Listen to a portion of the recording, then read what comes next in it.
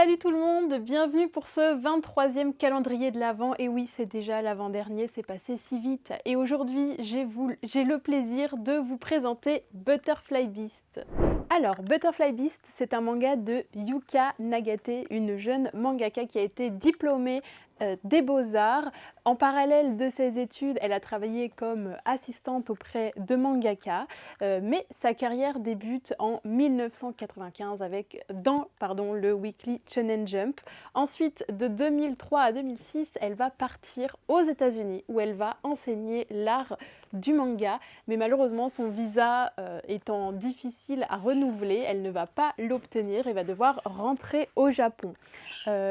Ensuite, en 2007, elle va avoir le grand honneur de dessiner le spin-off de Hokuto no Ken, que vous connaissez sous le nom de La Légende de Toki, mais elle est également connue pour son manga Gift, plus ou moins, il me semble que ça se prononce comme ça, et puis pour ce magnifique manga Butterfly Beast.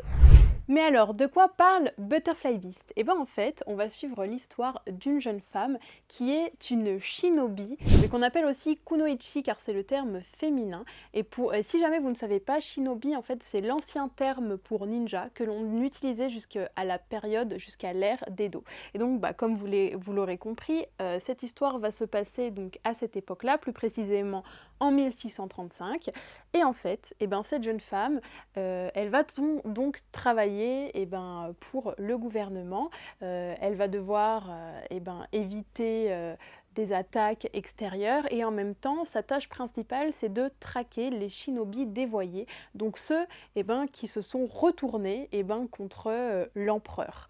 Mais en parallèle, en fait, pour pouvoir mener à bien ses missions, elle va travailler comme prostituée dans le quartier des plaisirs, parce qu'en fait, ça va lui permettre d'atteindre plus facilement la pègre, on va dire. Voilà, elle va être, on sait que c'est un endroit assez dangereux, où beaucoup de criminels, d'assassins s'y rendent, et donc pour elle, ça facilite les choses pour avoir plusieurs sources d'informations.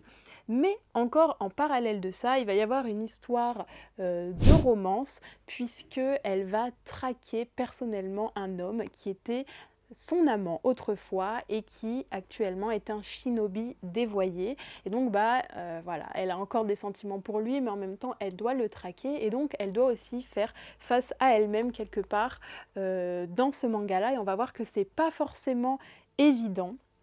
C'est hyper intéressant aussi puisque à cette époque-là, il y a eu l'arrivée des Portugais avec le christianisme et donc on va voir comment ils ont été traités, voilà, puisque en fait ils ont été plutôt traqués et tués, et on va voir comment ils se révoltent également contre le gouvernement et comment certains personnages sont à moitié chrétiens, à moitié shintoïstes et bouddhistes, et comment ils se positionnent à l'intérieur.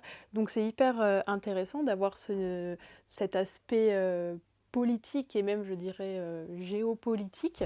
Et donc j'ai énormément apprécié cette partie à la fois historique mais aussi romantique, et donc c'est pourquoi j'ai décidé de vous le conseiller. En plus, la série est assez courte, il y a 2 saisons, dans la première saison il y a 2 tomes et dans la deuxième saison il y a 5 tomes. C'est juste le petit point négatif que j'ai trouvé à cette série, parce que j'aurais aimé qu'elle soit un petit peu plus longue, voilà, que l'histoire soit développée sur plus de temps, parce qu'en fait c'est tellement intéressant que on lit tout comme ça très rapidement et puis on est vraiment très plongé au cœur de l'histoire voilà, très rapidement. Donc j'aurais aimé que ce soit un petit peu plus long pour faire durer le plaisir.